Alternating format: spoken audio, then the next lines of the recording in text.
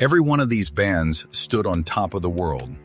Arenas full, records shattered, and every one of them nearly threw it all away. These are 7 metal legends who fell from the top, and what destroyed them. We're counting up, number 7 to number 1, and the higher we go, the harder they fell. Number 7, Def Leppard. In 1983, their album Pyromania turned them into one of the biggest rock bands on earth. Pyromania went on to sell over 10 million copies in America, and MTV played their videos around the clock. Then, on New Year's Eve 1984, drummer Rick Allen lost control of his Corvette near Sheffield.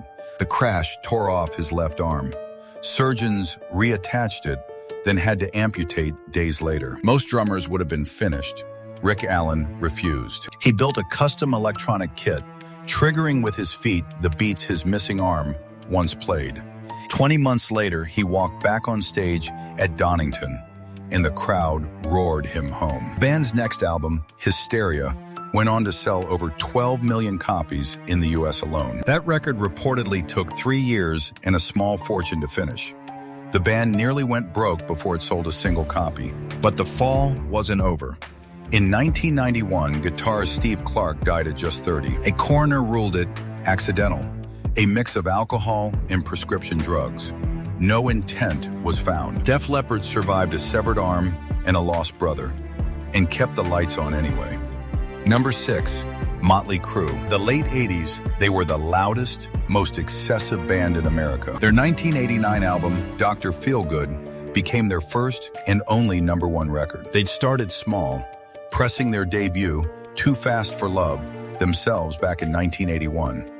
But 2 years earlier, the excess nearly ended it all. On December 23, 1987, bassist Nikki Sixx overdosed on heroin in a Los Angeles hotel. By his own account, he was clinically dead for around 2 minutes. A paramedic revived him, and Sixx turned that night into the song, Kickstart My Heart. It wasn't the band's first brush with death. 3 years earlier, singer Vince Neil got behind the wheel drunk. The crash on December 8, 1984, killed his passenger, Hanoi Rocks drummer Razzle. Neil served only weeks in jail. The guilt, he later admitted, never left him. By the time they made Dr. Feelgood, the whole band had reportedly been through rehab. The party had nearly killed them. MÖTLEY CRÜE cheated death twice and still walked out the other side. Number 5. Aerosmith. In the mid-70s, Toys in the Attic made them America's biggest hard rock band. Records like Toys in the Attic and Rocks sold by the million and filled arenas across the country. Then the drugs took over.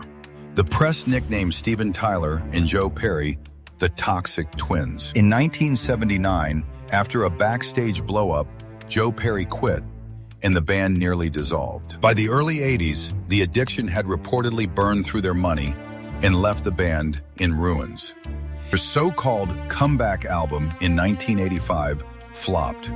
It looked like the end. Then, in 1986, rap group Run DMC covered Walk This Way and put Aerosmith back on it. The song hit number 4 in America and introduced them to a whole new generation. The album that followed, Permanent Vacation, went 5 times platinum. Aerosmith didn't just survive the Toxic Twins era, they came back bigger than before.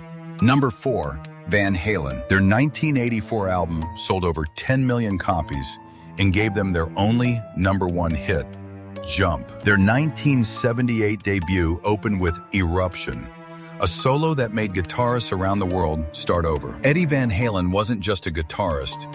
He rewrote what the instrument could do. But the family band came at a family cost. Singer David Lee Roth left in 1985, and the band reinvented itself with Sammy Hagar out front. For the 2007 reunion tour, founding bassist Michael Anthony was replaced by Eddie's own son, Wolfgang, still a teenager at the time. The Van Halens say they simply called Anthony, and he didn't answer.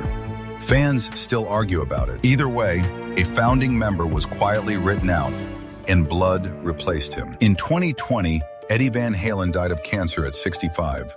And rock lost one of its true originals. Number 3, Guns N' Roses. Their 1987 debut, Appetite for Destruction, is the best-selling debut album in U.S. history. 18 million copies sold in America alone. We're the most dangerous band in the world. and they couldn't survive each other. In 1991, they dropped Use Your Illusion 1 and 2 on the same day. Both crashed straight into the top of the charts. Slash left in 1996. Bassist Duff McKagan followed.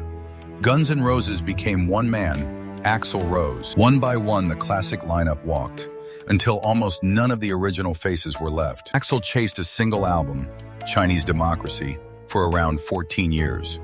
It reportedly cost some $13 million, one of the most expensive records ever made. When it finally arrived in 2008, the world had almost stopped waiting. Then, in 2016, the impossible happened. Axl and Slash reunited. Their comeback tour grossed more than $500 million. The war was finally over. Number 2, Metallica. Their 1991 self-titled Black Album sold over 16 million copies in the US, one of the best-selling albums in the history of American music. An already known tragedy. Original bassist Cliff Burton died in a tour bus crash back in 1986. Then, at the top, the band almost tore itself apart. In January 2001, bassist Jason Newsted quit, citing the damage he'd done to himself. James Hetfield went into rehab. The sessions for their next album ground to a halt. To hold the band together, they hired a performance coach named Phil Towle, reportedly for around $40,000 a month. By then, years of touring and hard living had pushed the biggest metal band alive to the edge of collapse. Cameras captured all of it in the documentary Some Kind of Monster. It should have been the end. Instead, Metallica talked it out and kept going. They didn't just survive the therapist's couch. They stayed the biggest metal band alive. And number 1, Black Sabbath, and the man they fired, Ozzy Osbourne. In 1970, 4 kids from Birmingham did something no band had done before. With albums like Paranoid, Black Sabbath didn't just play heavy metal, they invented it. Records like Paranoid and Master of Reality laid down the entire blueprint every metal band still follows. By 1979, the drink and the drugs had taken their toll, and the band fired their own singer. Ozzy Osbourne was out, and everyone assumed his career was finished. Instead, he released Blizzard of Oz, and his solo career exploded. The young guitarist who lit that comeback, Randy Rhoads, died in a plane crash in 1982 at just 25. In the US, by many measures, Ozzy's solo records went on to outsell Black Sabbath itself. Man They Threw Away became the biggest star any of them would ever be. Decades later, on July 5th, 2025, Ozzy came home to Birmingham one last time. At a farewell show called Back to the Beginning, the original Sabbath lineup reunited. He performed seated on a throne, too frail to stand, but he was there with his band. 17 days later, on July 22nd, 2025, Ozzy Osbourne died at 76. From fired frontman to the last king of metal, no one fell further or rose higher. 7 bands, 7 falls, and every single one of them found a way back up. That's what separates a band from a legend. Not that they never fell, but that they got back on the stage. If this hit you, subscribe to Metal Moshpit Media. The full story never stops here.